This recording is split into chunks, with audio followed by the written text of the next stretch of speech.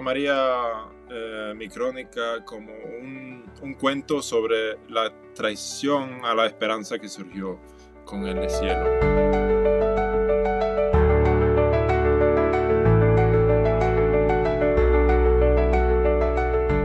Yo nunca fui uno de esos jóvenes que tenía en su cuarto un, un cartel de Che Guevara. Yo no tenía una idea formada sobre lo que era Cuba. De hecho, mi proyecto de estudio de antropología, que soy antropólogo, yo iba a ir a África del Sur.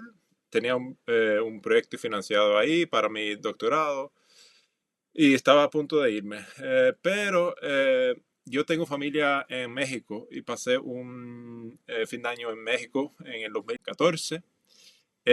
Y ya estando en México, mi pareja de entonces me dice, oye, estamos tan cerca de Cuba, siempre he querido ir, encontramos boletos baratos y llegamos a La Habana sobre esas fechas históricas alrededor del 17 de diciembre 2014. Es decir, la apertura oficial de las relaciones diplomáticas entre los Estados Unidos y Cuba y el acercamiento entre Barack Obama y Raúl Castro. Entonces, eh, tras de esa semana en La Habana, me di cuenta que no iba a realizar ningún estudio en África del Sur y que tenía que cambiar mi proyecto de estudio de antropología para La Habana, porque estaban pasando cosas, estaban cocinando cosas que me resultaban ser interesantes en Cuba. No simplemente el acercamiento hacia los Estados Unidos,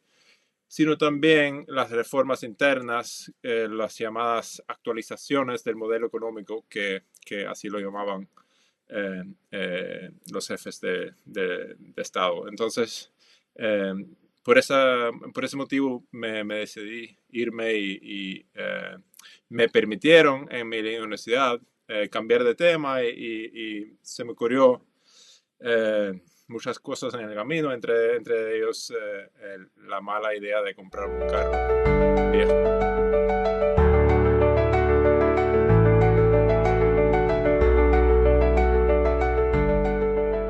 Yo creo que yo era entre muchos extranjeros y también una parte de muchos cubanos también que tenía cierta esperanza en aquel momento.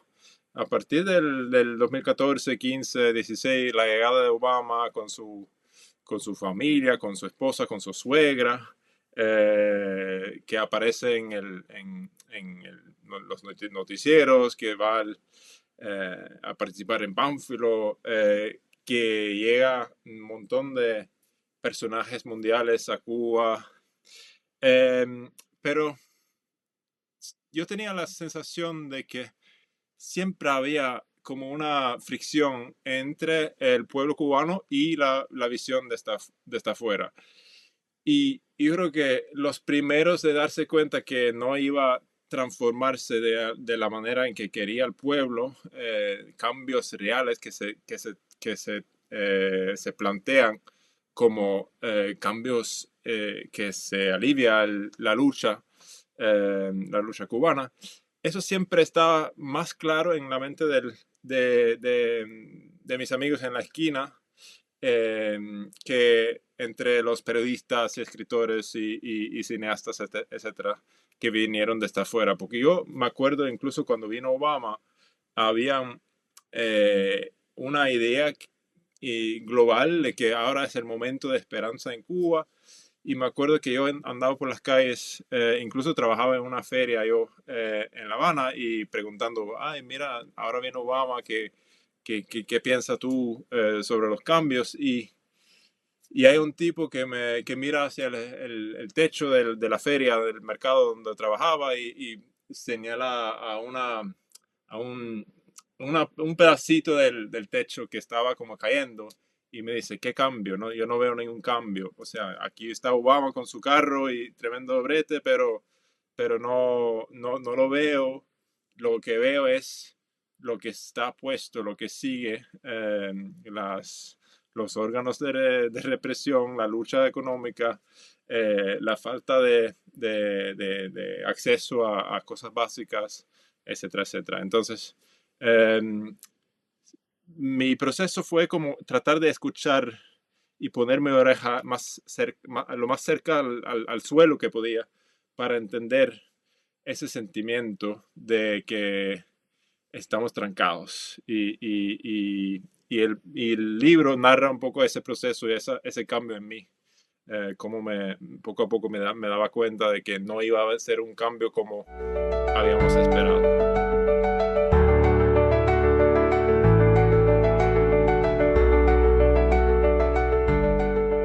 Sí, ahora te voy a revelar como el contrato que yo hago con el lector es que todo lo que está en el libro ha pasado. O sea, el contrato que tengo contigo es que es real. Lo que pasa es que para reconstruir algunas de las escenas claves y a través de las memorias de los protagonistas, utilizo el lenguaje de literatura. O sea, que lo estoy tratando de contar de una manera que se siente, que se puede ver con ojos cerrados. Por ejemplo, la llegada de Obama o la llamada Caravana de Libertad, que lo llamaron el ataúd de Fidel Castro que pasó por todo el país, y varios protagonistas del libro que me han contado dónde estaban posicionados, qué se sentían, y se cuenta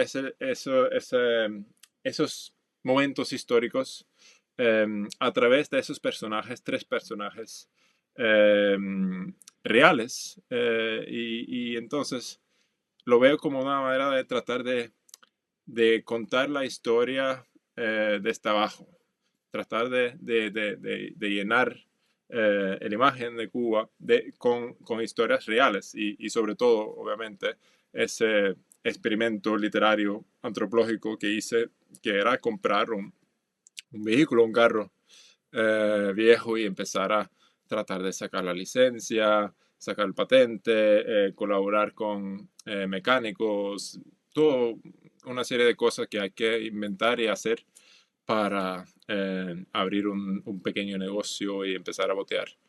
Entonces, eso es como como lo llamaría yo, como un experimento literario antropológico que coge una inversión que me dieron una beca para escribir un libro porque yo había escrito otros libros y solicité una beca y me lo dieron, $13,000 y gasté $12,800 en comprar el carro y lo veo como una manera de coger una miga de pan y soltarlo en la sociedad cubana y ver qué tal, ver qué pasa y seguir el hilo hasta el final. Y entonces me llevó por muchos lugares y muchos eventos que resulta ser importantes de la última década de la isla.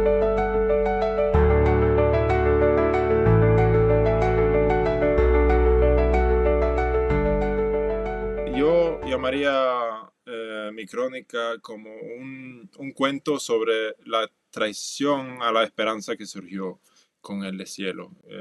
Y eh, cómo la viví, bueno, en varios golpes.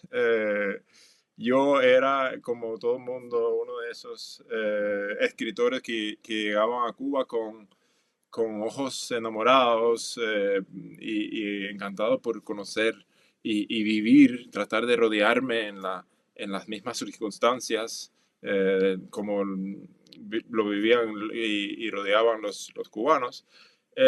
Y que cuando salí de Cuba en el 2018 y luego visité varias veces en 2020 hasta ahora, pero cuando yo, o sea, el yo que salió de Cuba, eh, salí con corazón roto, porque no salí solo.